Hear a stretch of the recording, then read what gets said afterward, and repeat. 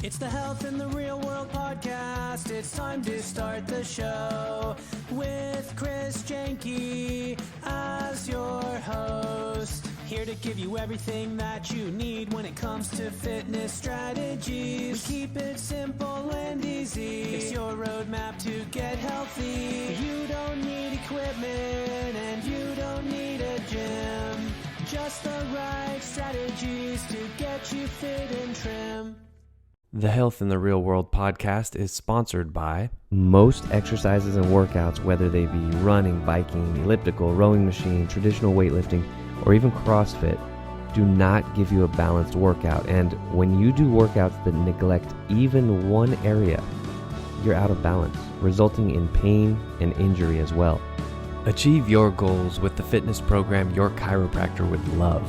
Visit chrisjanke.com/pod to watch the free video.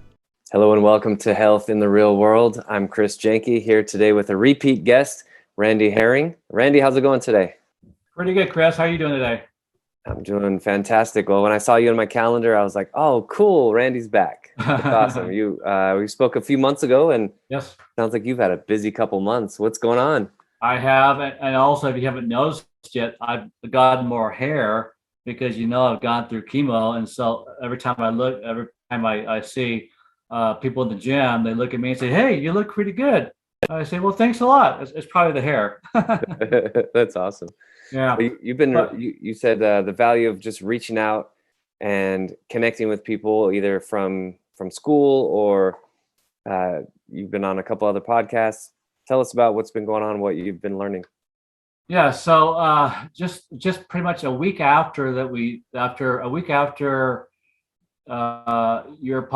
podcast was aired, I was talking to Jane Kelly, and I believe I talked about that in my last podcast. Jane Kelly is the classmate in high school who pretty much changed my life because that's how I got more involved into weight training, resistance training, bodybuilding, whatever you may call it.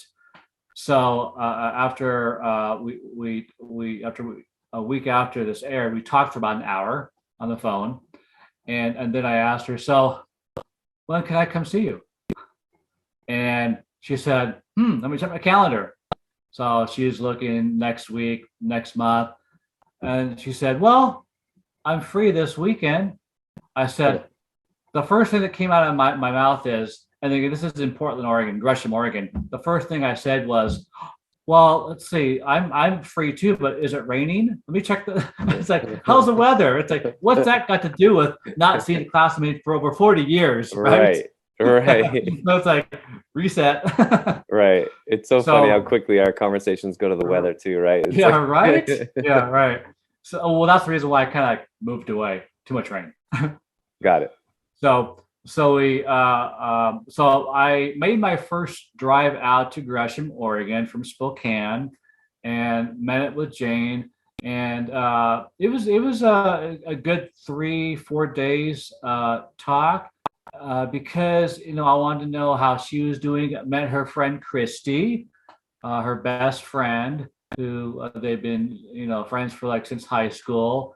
And just having that heart-to-heart talk, and that is a big deal. That has become a big deal to me, with regard to connecting with your heart, being real, not being afraid to be real. Share your heart. You can lead to vulnerability. But you know what? We're human. Don't be afraid to be vulnerable. Just my last visit, I'm going way forward. To Joni, she told me that, I'm putting myself out here and being vulnerable because I might cry, but that's okay. That's good. That's healthy. That's not a weakness. It's strength.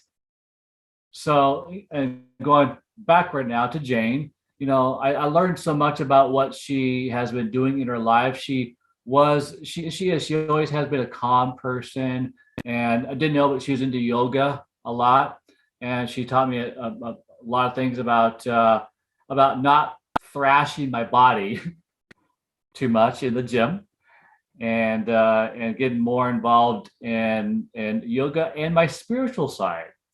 encouraging me to go to church again, which I have been. And that to me, is I'm very grateful for that. Even her friend Christy, has taught me that the value of being, supporting her son and being with her for her son, and so that's, I think when we connect with people, we inspire them, but we are inspired by them as well. That's important, or blessed, you might say, is the word people use. Yeah, yeah, So absolutely. So reached out, that was my and first visit. that's awesome. I mean, reaching out and like you said, being vulnerable. I think, especially these days when we have social media, and this is the reason why I wanted to do a podcast like this, as opposed to just posting maybe like an image or just typing stuff, is I feel like this is the most real we can get on a digital platform, right? We're not in person right now, but you can hear intonation, we can see each other's facial expressions and things like that, versus, the sort of like airbrushed fake life of, nobody posts on social media like, oh, here's my life, when it's just not really going that well, right? And so you tend to see all the shiny, happy people, and I'm guilty of this as well. Life is going so well, so I want to share it, right? And so it goes all over social media. And we sometimes forget that, like, one of the best things is just to talk to somebody and just to be there with them. Right. And I think part of not connecting, I think people think they have to not have a perfect life, but make sure their life is going better. Yeah. But, not necessarily. And I think that people are afraid to connect because of that reason. If it's insecurity, if it's pride, or maybe it's taboo or something, or maybe you're loyal to somebody or something else, don't want to connect. But, my life isn't perfect. And before I left to go to Gresham for my third trip, I secured a job for myself before I left. Before I was unemployed. And before that, I couldn't work because of my chemo and the effects of it. But now I'm fine. So I'll be going back to work pretty much start July 7th, I believe. No, June 7th. June 7th. Oh, nice. Next week. Yeah. So that's awesome. So you're getting back on it. Yeah. And another thing too, one thing that interesting that Jane recommended that I watch on a YouTube channel is called The Yamas and the Niyamas. It's exploring yoga's ethical practices. And so when I watched that YouTube for only 5 minutes, I needed to know more. I want to know more. I like to read, top philosophy. That's what these books are all about. All philosophy, pretty much. Nice. But I wanted to know more, so I ordered this book, which is a great book, The Yamas and the Niyamas, and pretty much it's a great book on growing, for self-growth. How to talk in a way that you don't offend, not to harm people. And I'm working on that too. That's hard. Yeah. And there's the restraints and there are the practices, and that's like the 5 yamas and the 5 niyamas. But it's a great book. I mean, it's a book on wisdom and how to practice nonviolence, truthfulness, non-stealing, non-excess. That's hard not to do. We all want to, like, right? Get this and that and have more of that, but to be not satisfied, the word is contentment. Yes. To be content, to live in the moment. And that's the message I actually want to bring out too.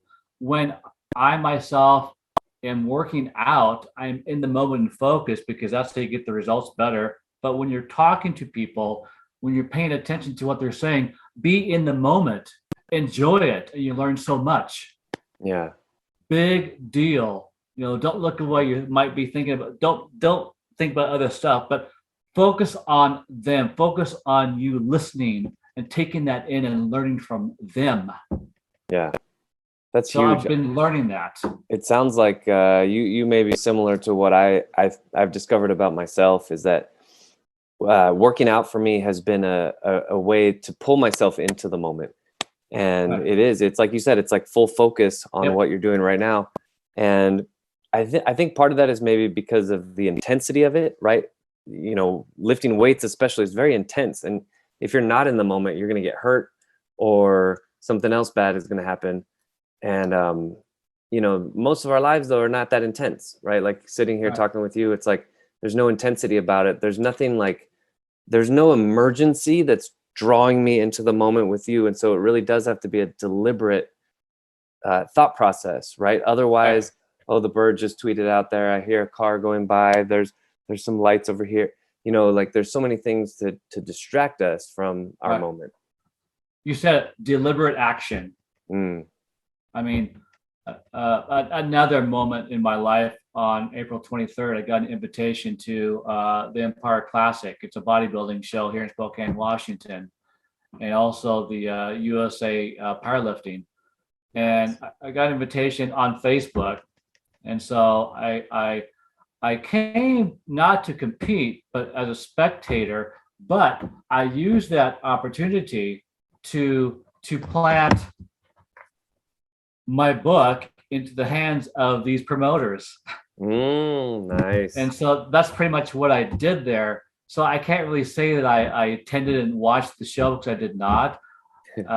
So, I mean, I met Dana, a great promoter of the powerlifting meet there, all the Pacific Northwest. Ivan and Aaron, hunting them down, and really nice people. Had again a promotion picture.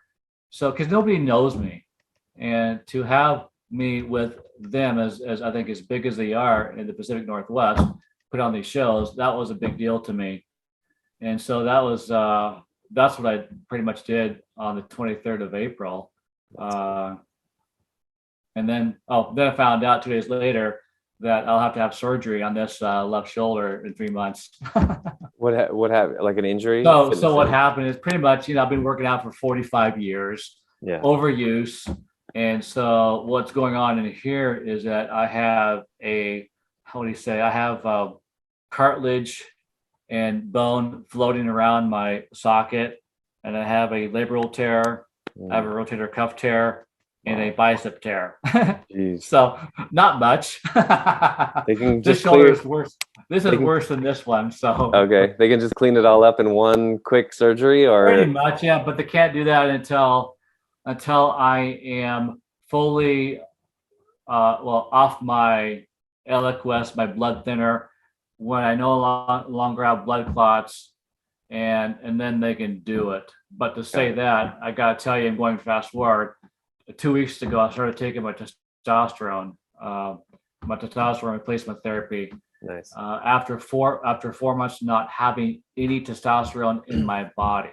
Oh my! Let me tell you, it feels fantastic. It feels wonderful, more drive. And I don't think guys might say that I have been living on estrogen for 4 months in my body. I don't think they understand what I mean by that. Yeah. Because as guys, we have both. Right. When you have no testosterone, because I have no balls, and all this no testosterone. So the only thing left in our body is estrogen. Mm-hmm. So, and actually, I made a new preface for my book that talks about that, because I wanted to put that in there so they know what I've been through too as well.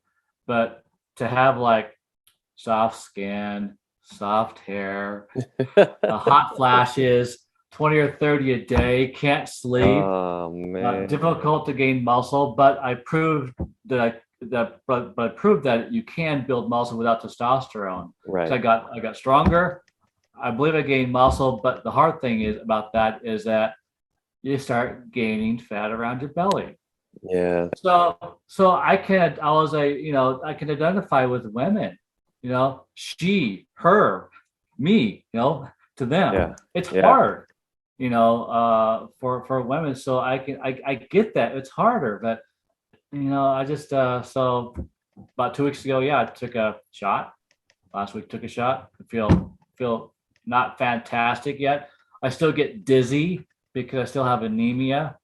After I do a set in the gym, like a heavy set, for example, not heavy, but legs or back, I have to steady myself and kind of like, I don't know, find something to hang on to just in case until the dizziness dissipates. That's the hard part. That's incredible. I mean, you're still lifting and you're working with what you have, and I've heard like different men have different levels of testosterone anyway, and you obviously can't produce it internally anymore. So, but that's incredible. Like they call testosterone, like for men, like sort of like a feel good hormone, right? Like when you're young, you feel invincible and you have all this energy. Yeah. And as we get older, whether we have cancer or not, it's declining. Right. At a steady pace, right? And it's that feeling that we had when we were young men of like I can I can do anything. Invincible, I could do it. Yeah, it's like I can I've never been through what you've been through, but I can kind of imagine. I've felt a decline. I'm 42. Like I've definitely felt the start of the aging process. Okay. And it's fascinating though that you're but to build that boost muscle. But to boost your testosterone levels, exercise is the key. Keep resistance training. Yep. Yeah, and they say legs can really boost that pretty good too. Yeah. And the funny thing is, I asked the doctor if I don't have any testosterone, because I didn't for 4 months, where am I drawing my energy from? Right? I mean, seriously. So they took a blood test, and my B12 level was out the window. And that I can only assume that that's probably where it was coming from. The high level for a B12 is 800. Mine was 1500. Wow. So I gathered that was my energy for the past 4 months before I started taking my shots. That's incredible. Yeah. So then I'm gonna move forward to.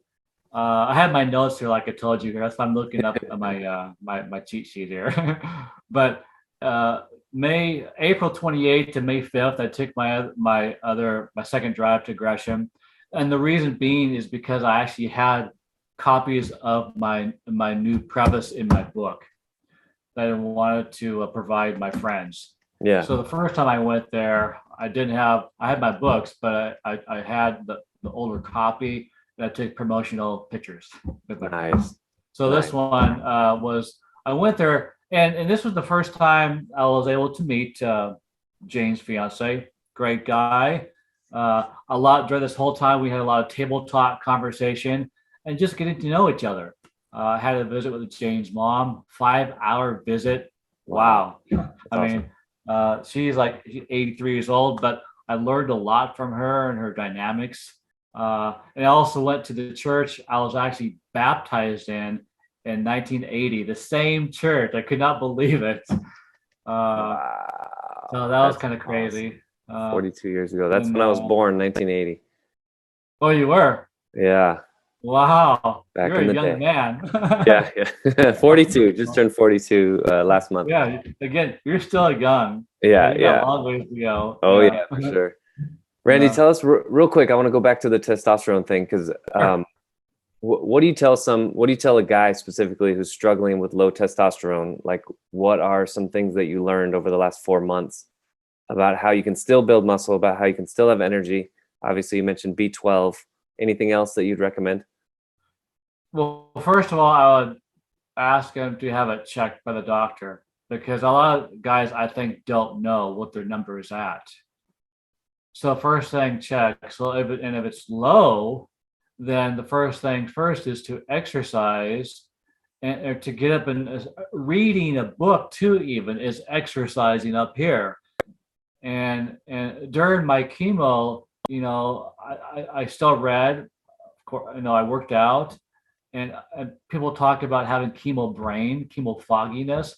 I don't believe I ever had that experience, because I think I've always kept my mind and body active. But going with the testosterone, and the doctor could tell you, if it's low or not, because they have ranges 200 right now these days. I think it's 2 to 600. So if you're lower than 200, then ask your doctor for testosterone, because that's what they're for. Yeah. But but I think a lot of, not a lot, but when I was working for GNC selling supplements, they walk in there and I could tell they hadn't probably exercised for a long time. But the first thing first is exercise. That's your energy. You got to give out lots of energy to get back more. And now it seems kind of like, what? But it's true. But you also got to eat well after your workout, right? You know that. So exercise, eat well. It's a process. It's a habit building. So it doesn't happen overnight. And people, we, as trainers, we tell people that just little baby steps. Focus on the feeling, going to the gym or doing something every day, not the long set goal way out there, but focus on what you're doing right now in the moment. And this is what I'm good back to the connections too with working out. That's how you develop, grow, working out, change, transform yourself.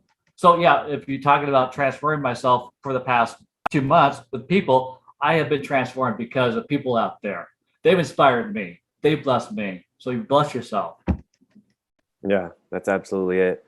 Well, Randy, I'm excited to see your continued progression and learning and sharing with us. I'm appreciative that you came on the show again and shared it with us, and want to again extend the invitation in a couple months. We'll see what you're up to then. Okay. Any final words, and then also how do people get in touch with you if they want to talk to you about anything or work with you? Well, the first thing I thought of was my phone number, but that's maybe like too much. But you can go to my website. It's I haven't even mentioned my website for a long time. Jeez. I have to look at my book now.